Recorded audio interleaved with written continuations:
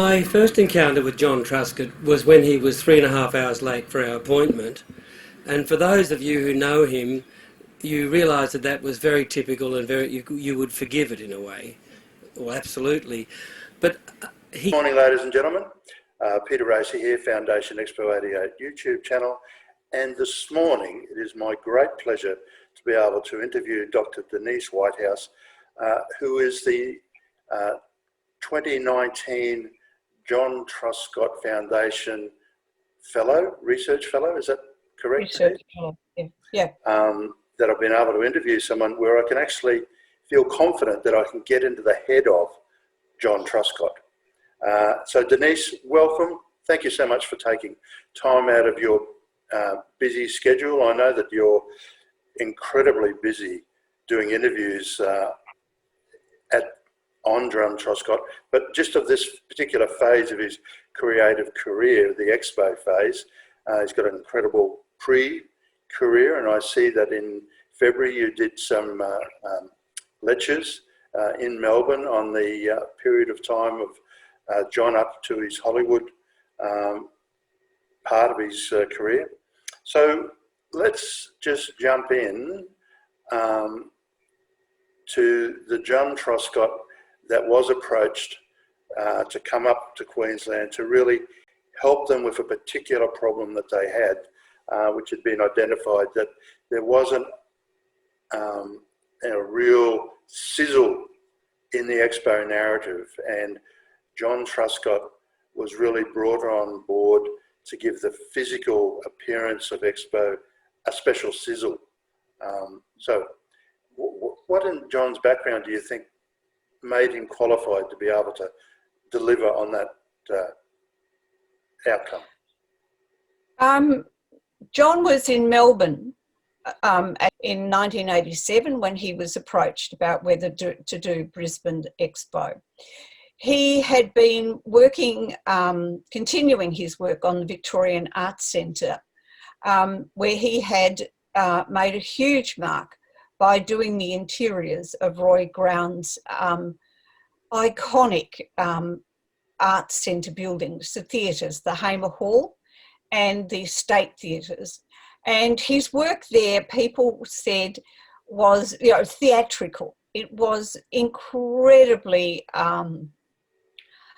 rich interiors. He wanted people, John wanted people to be taken to another level. He was about spectacle, and he wanted people to be surprised at every corner, so that he wanted to lift the spirits, so to speak, to have people in awe and wonderment.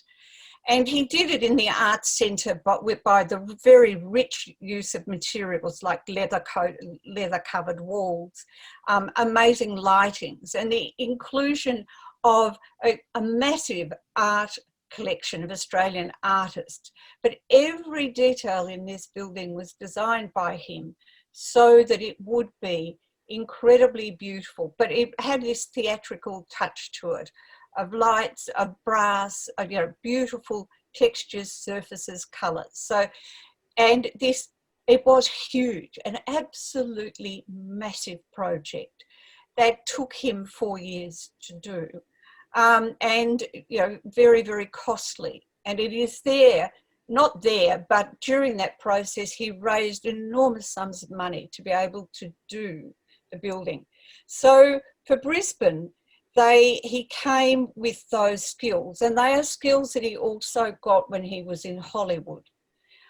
He did the Camelot film, which was a massive, absolutely massive, spectacular, costing $12 million in those times, which was gobsmacking. And then after that, didn't he? He got 2 Oscars. 2 Oscars? I didn't know that. 2. Yeah, he got an Oscar for the costumes, and he got an Oscar for the set art production. So what he did there was very similar to Brisbane. He designed absolutely every facet of it. He created an immersive world, so to speak, and this included a huge site out the back of Warner Brothers Burbank Studios. And I was delighted when I was doing some work on Camelot last week to find pictures of stilt walkers. You know the stilt walkers? Yes. They were there in the film. So I was delighted to find that connection. We can see him bringing his knowledge through. So he also, after that, did Paint Your Wagon, in which they built an entire town out in the wilderness in Oregon. And it had to have, the town had to be blown up, you know, at one stage. So it had to be collapsible, rebuildable. John says that's the toughest job that he ever did. So because he had to drink with Lee Marvin, no doubt. well, I think that was part of it as well. Yeah, well, it was an absolute disaster of a production, actually, with the director of his trolley and the producer of his too. So, but in design terms for John, it was quite an amazing achievement, and he got an Oscar nomination for that, and it was one of the first for costume design for a Western. So there's his first, so to speak. So when he comes to Brisbane, he brings all of those abilities with him to be able to, he's much admired for his ability to build teams, to identify people's talents and then to bring them together and mentor them into being able to do the best possible work. And you've got that example of the landscaping of, so you've got the example of Laurie Smith's and the orchid forest, where it was 9 poles, and then John brings it to 60 poles and finds the funding to it. And then it gets lit from every possible angle. And then it gets the human factor figures in it. And then it gets butterflies in it, made by, the butterfly wings were made by the costume mistress of the Brisbane Ballet, of Queensland Ballet. So he had this ability to access people to do things, but then he always asked them to do the absolute best.